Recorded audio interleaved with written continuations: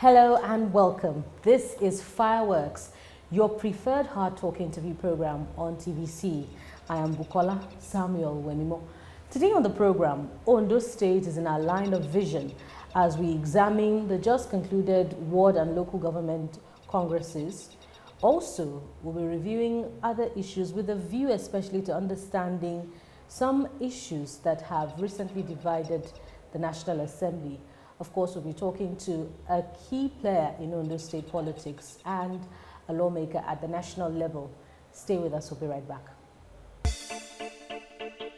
Thank you for staying tuned to Fireworks. Today, my guest is Honorable Afe Olowookere, representing Akure North and Akure South in the House of Representatives. Many thanks for your time, sir. It's a pleasure. There are conflicting reports as we start off about the just concluded ward and local government congresses. While we're hearing that everything went on fine, there are other reports that say that there were parallel congresses. Tell us exactly what happened. The Congress here, I would say, it was not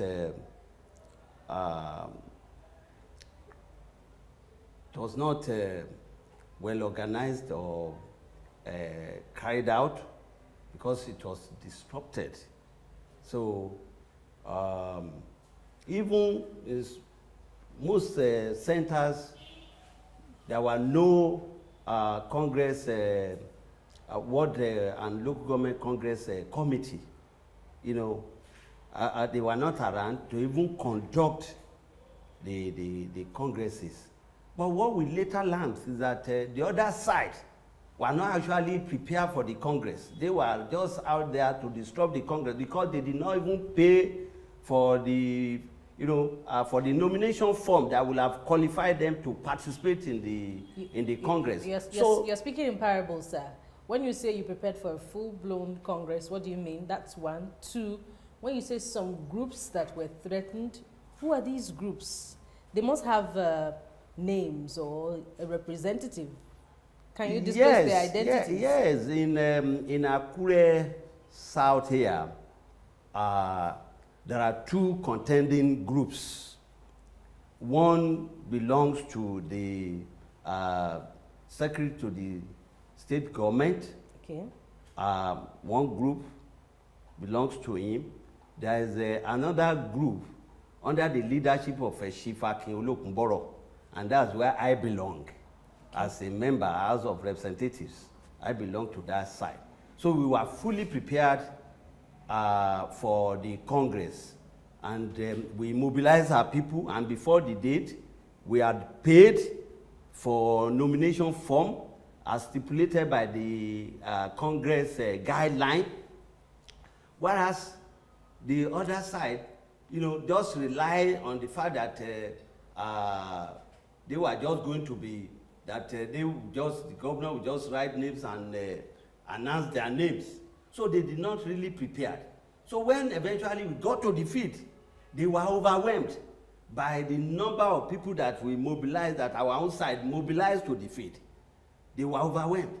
And all they could do was now to, hire these thugs in the name of NURTW, the members, and they started they were armed with guns and cutlasses going around the Congress centers. And in fact, most unfortunate, really, very, very embarrassing, was the fact that the SSG himself led some other group of thugs to some other centers and disrupted, congresses there.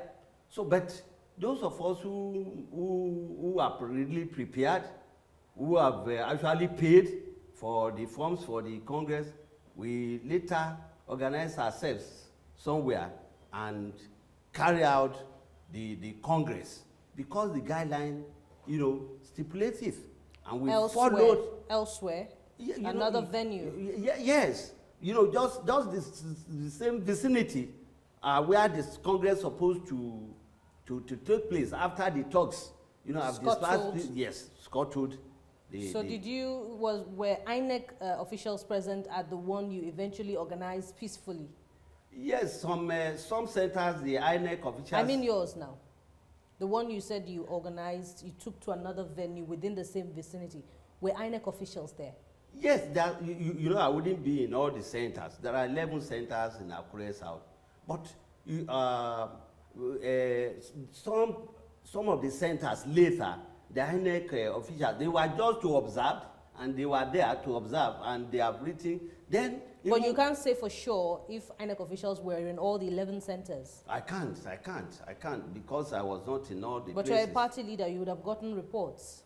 Yes, the report we had is exactly what I'm saying. You know, when they have disrupted the Congress, those people, some of them have to run, and they did not come back. So, but there are some areas where maybe people were able to pin them down and made them to observe what they eventually did. That's what we are saying. Now, you say the SSG brought thugs to disrupt the initial Congress at the initial venue where you wanted to hold it. The SSG is a key member of the Ondo State government. Could he have been acting on his own? Well, that I wouldn't know. But all I know is that he led, you know, the photo evidence of what he did. Not just that we are, may I say, or the photo evidence of what he did, how he moved around that day. Can we have access to some of them so we can show them to our viewers? Yes, I'm not having that here now. Maybe we can make that available to you later. But there are evidences of, you know, how he moved from one center to the other. With thugs? With thugs. With thugs. And you can't say for sure that he was acting on the governor's orders? No, I wouldn't. I mean, but you earlier said that perhaps some groups were relying on a list that will be written by the governor. You know, that you said that only moments ago. That was what their own side was saying. That, when their own side? Whose side? The side that belongs to this SSG. SSG. Yes, the side that belongs to him. They were, you know, boasting before the Congress that those of us on the other side were wasting our time, that they are just going to read out names, that is going to be guided Congress. We didn't even really understand what they mean by guided Congress. But they were boasting that, yes, and eventually that is exactly what the SSD did when it got to Ward 8. When he got there, he met, you know, large number of people and said, yes, why are you people waiting here for? This Congress has been concluded since yesterday. And he brought out a list that, should I read the names of those that have been concluded on to you? It was at that stage that people were furious and were, yes. So, and they said, which Congress that you did yesterday, which one? So they rushed at him to collect the list for him. You know, it was there at that stage that the thugs he brought pounced on the people and even injured so many people. These were reported even in the police station, and the person involved was taken to police clinic to you know, for treatment. The reports are there. It's not just me. There are also reports from Owo local government where many aspirants reportedly in the town were allegedly forced to sign an undertaking to vote for Governor Akeredolu in the next primary election before they could be allowed to come on board as ward executives. Of course, we had that too. You heard it? I heard that too. But you worked for Governor Akeredolu, have you? And you have a relationship with him. Of course, he's my governor. Have you reached out to him? He is my governor. Have you tried to speak to him about the failure of the way the Congress turned out? Have you spoken to him about it? Yes. To confirm that these reports are true? Well, I would tell you that on that day I tried to reach out to him, but I couldn't. But fortunately, I got through to the deputy governor that day. I got through to him and I reported the situation to him.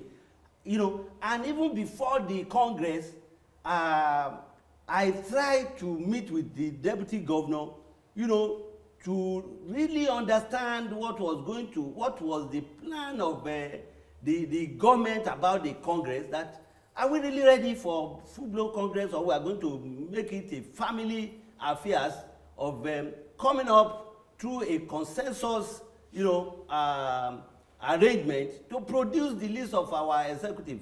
But nothing much was achieved through that effort.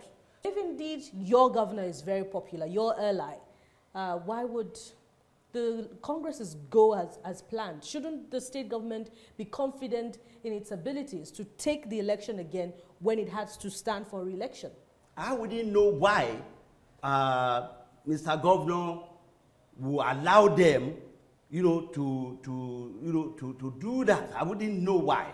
I wouldn't know why. Because I believe that he enjoys the support of all of us. You believe? Do you know for sure that he enjoys? Of course he enjoys the support of us. If he enjoys the support of everyone, why do you have factions?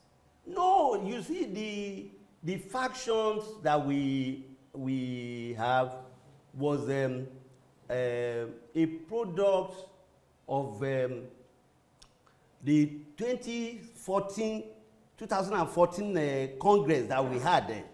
We have broken into that faction since that time. We have broken into that faction, and since then, the factions have not been able to merge and work harmoniously. So we maintain that faction since then. Although this was orchestrated by the man called Federal Abegunde, the SSG, we have tried as much as possible, to bring the group with him, to bring them together, to relate with them as members of the same family, of the same party. But each time he tried to guard them, he tried to control them, that they should not have anything to do with us. And it was very strange that how will members of the same party. So that faction have been in existence since 2015, not just now. And because after beating him and his boy, who that is sponsor for the House of Representatives, he contested for the Senate, and he sponsored somebody for House of Representatives. So after we beat him and the other in the primary, they have not really gotten out of that. They have not recovered. They have not recovered, and each time they continue to maintain acrimonious relationship with us. But so even if he hasn't recovered, he's been compensated with the post of SSG. So I feel he's not satisfied. Are you trying to shift responsibility for what happened and exonerate the governor because you are the governor's ally? Are you being careful here? You see, when I've not seen the governor himself being involved, so it will be difficult for me to now say that they were acting the script or acting on behalf of the governor. But that man... I ask again, can the SSG act alone following how the Congresses went when it was held? Well, he could act alone.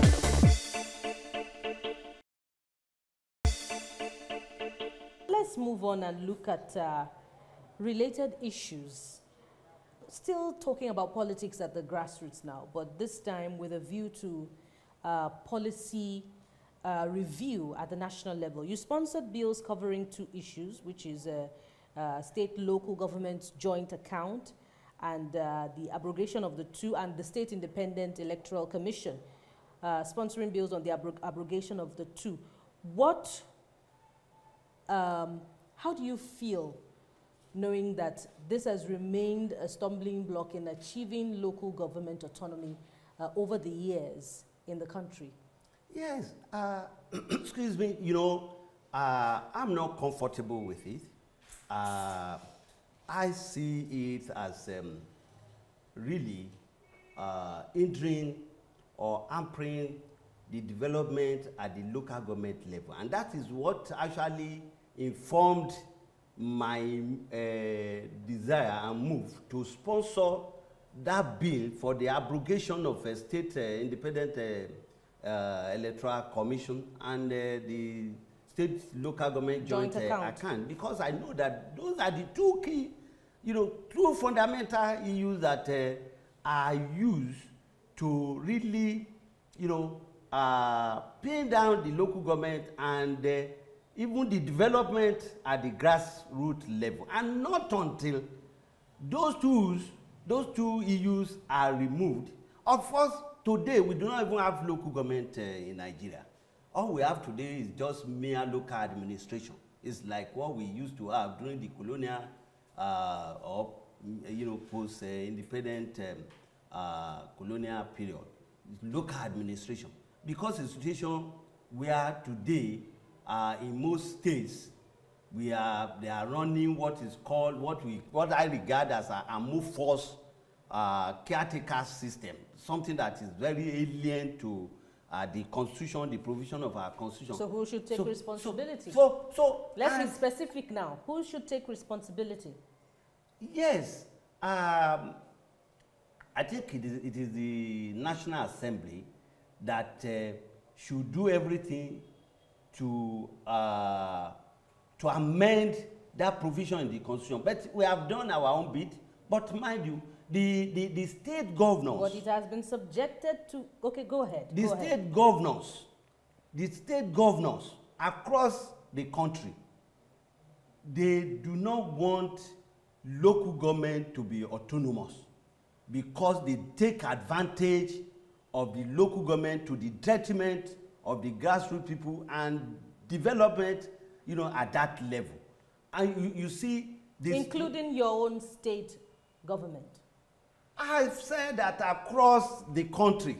After all, in Ondo State today, we are having a caretaker system. I'm not in support of that. I'm not in support. And because those that are appointed as members of this caretaker, they are not accountable to the people. And today, they are not doing anything. So, and nobody can hold them accountable or responsible.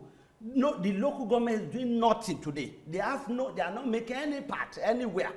Why? Because they cannot even, decide on anything. They can't decide on how to spend money, and they do not even determine what comes to them. So it is a complete abuse of the system. And those that are operating caretaker system anywhere, they are guilty of that. So I'm not in support. When I was sponsoring that bill, it is, informed by my own understanding and experience. I've served as a councillor at the local government level before, between 1991 and 93, and that was the period we can refer to as the golden era of local government in Nigeria. Since then, we have not. All we've been having is just mere local administration. People, whereby the state government writes script for them, and they cannot go outside the script. They take, instructions from the state. So unlike during our own time, when local government enjoy what can be called, near complete autonomy, because that time we were receiving our allocation directly from the federation account. We were responsible for the recruitment of primary school teachers, recruitment of PHC, primary health care workers, and so many other things. And the local government was independent to carry out projects. That time we tarred roads, we constructed in-drainages, we built schools, we built maternity and health centers. But today, in the last 10 years, in my local government here, I've not seen any project that the local government have been able to do, that have direct impact on the life of the people. All we have seen them doing, maybe if you get to that place, you see them building staff canteen. What benefits has that got to do with the people? See them building, some useless projects like that have no if the bearing local government on the life of the autonomy bill was to be represented before, for instance, the Ondo State Assembly, because your governor had said recently that local government autonomy is unconstitutional, will there be hope for local government autonomy? Well, let's say for Ondo State, for instance. Yes, I can't remember. Well, let me say this. I've said it, that the governors, because they take advantage. Let's talk about Ondo State. Of the local government. Yes, what applies to all the governors applies to Ondo State. My own governor is not an exception. all of them. You know, when when the constitution is reviewed, or is to be amended, even after we have passed it at the National Assembly, you know that amendment to the constitution will have to go around the whole 36 state assembly. And that, you know, why I want us to talk about Ondo State before you begin to go national, because Ondo State may be a classical example. For instance, the outgone government had conducted local government election, and there were local government chairmen in Ondo State, but a court judgment dissolved the 18 local councils in Ondo State, despite the withdrawal of a suit by the litigants who are taking them to court in the first place. The People's Redemption Party, they are taking the others to court because their name was omitted. But then they had reconsidered and withdrew that suit. But then there was another council who claimed to be representing the People's Redemption Party. And the judge, sitting judge, refused to hear the council who said he was the authentic counsel of the People's Redemption Party, Femi Aborisade. And because of that, he ruled that the application filed by Femi Aborisade will not be considered and dissolved the local government. What are your thoughts on this? You see, my sister, let me say that even the local government election conducted by the last administration, that's Mimiko, it was a fraudulent election, local government election, because, you know, the man spent 8 years and less than 6 months to the end of his tenure, less than 6 months, you know, he hurriedly now conducted a local government election. All in preparation for the general election, so that when he put these people there, they will now work for him in all their local government area for his candidate in the general election. So it was fraudulently conducted. And you see, when the foundation is faulty, what can the righteous do? Well, yes. And perhaps. So let me now conclude. You know, those that went to court, you know, went on the basis that even the foundation upon which he built that structure was faulty. May I ask, is the fraud continuing? It's been a year since this judgment was delivered, and this government in Ondo State has not thought it expedient to conduct local government election. You see that the part and are we going to continue going round in circles until it's 7th year in government, and then it will now think it convenient to conduct elections there? You see, I'm not justifying, you know, the actions of Akeredolu now, because what we believe is that, and it is in the constitution, that there shall be a system of administration that at the local level that is democratically elected. That's in the provision of our constitution, democratically. So this one is alien, is an abuse, is you know, is a disobedient to the provision of the constitution. But like I said, so many people have been, you know, flouting the provision, the laws there. And the judiciary has been aiding the aberration. Yes, in some cases. So you are not justifying your governor's contribution to the problem, but you are not exactly condemning him specifically either. I'm not saying. No. I'm not saying that. You see, again, there is an issue. Like I've said it earlier, that, you know, the case with him now is, you know, emanate from that fundamental issue that I raised, that not until that one is removed, they will have somewhere, all the governors will have somewhere to hide. And that is the existence of a state independent electoral commission. You know, when any governor comes in, he will want to settle down and look at issues before he will think of constituting state independent electoral commission. And it may take a year, 2 years. And once that state independent electoral commission is not there, then there can't be local government election. When there is a political will, there should be a way. Isn't your diplomacy in condemning the Ondo State case part of the problem, Honorable? No. It is not. What I'm just saying is that we have to look at that fundamental issue. That, you know, have you ever seen, my sister? Have you ever heard? Have you ever seen? Maybe except Kaduna just said last week that any party government will conduct local government election and opposition will win any seat.